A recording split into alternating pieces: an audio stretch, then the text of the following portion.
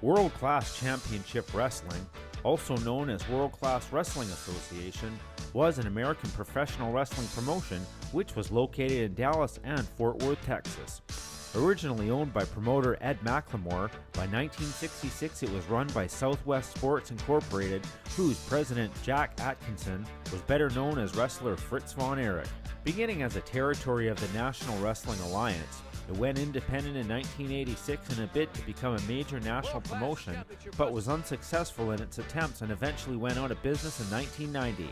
Rights to the pre-1989 WCCW tape library belong to WWE. The post-1998 rights are owned by International World Class Championship Wrestling, and select episodes from 1982 to 1988 are available on the WWE Network. World Class Championship Wrestling experienced tremendous success from 1981 to 1985, shattering attendance records and achieving global exposure through their syndicated television program.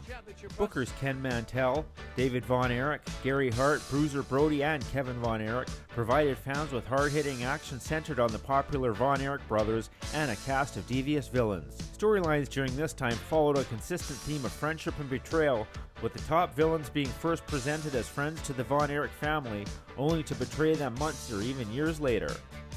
Talent deals and exchanges helped WCCW bring in future stars such as Chris Adams, the Fabulous Freebirds, Jake Roberts, Mick Foley, Shawn Michaels, Gino Hernandez, and Iceman King Parsons, among others.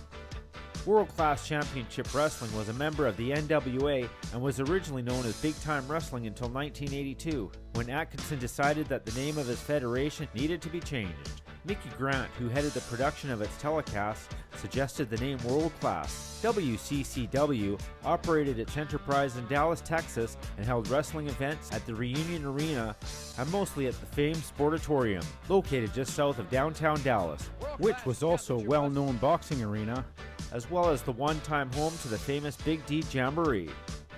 This is the untold story of World Class Championship Wrestling.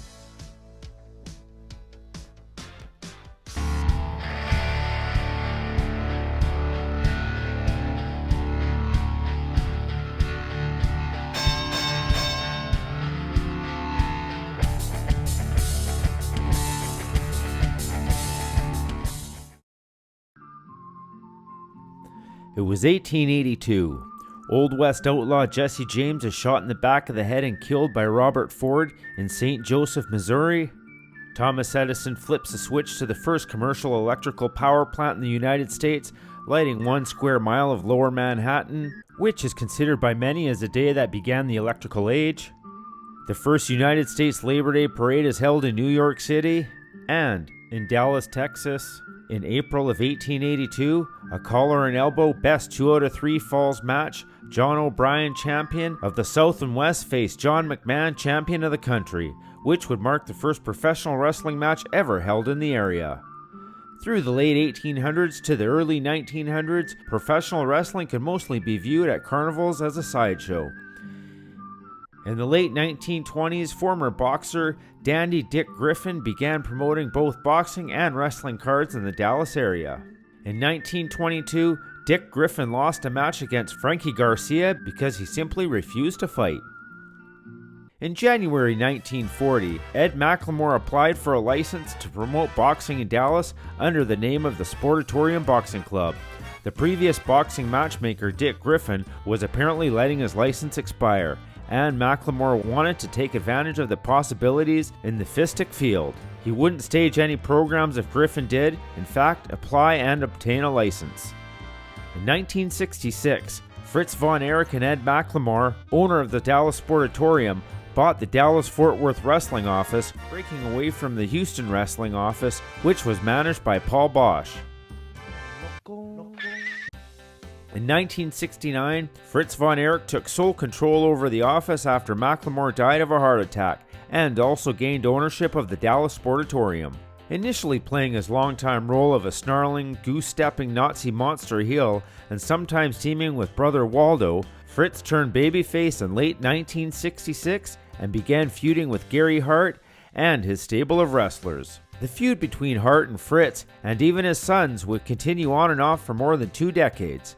Fritz's other classic rivalries during this early period were with stars such as Johnny Valentine, Stan Stasiak, Professor Tanaka, Lord Alfred Hayes, The Sheik, Bruiser Brody, and the Great Kabuki. Babyface wrestlers playing secondary roles in the promotion at various times included Wahoo McDaniel, Pepper Gomez, Red Bastion, Jose Lothario, and Moondog Mayne. Many of these wrestlers were regular mainstays of the Grand Olympic Auditorium wrestling promotion in Los Angeles, who would compete in Dallas regularly, as did Fritz and several Texas-based wrestlers, doing the same for Gene and Mike LaBelle's promotion in LA. As his sons began to launch wrestling careers of their own in the mid to late 1970s, Fritz gradually cut back in his in-ring appearances and concentrated on promoting, finally retiring from the ring altogether after a 1982 NWA American title win over King Kong Bundy at the Texas Stadium in Irving, Texas. By then, the promotion had switched to the world-class name and was centered on Fritz's sons Kevin, David, Kerry, and later Mike Von Erich.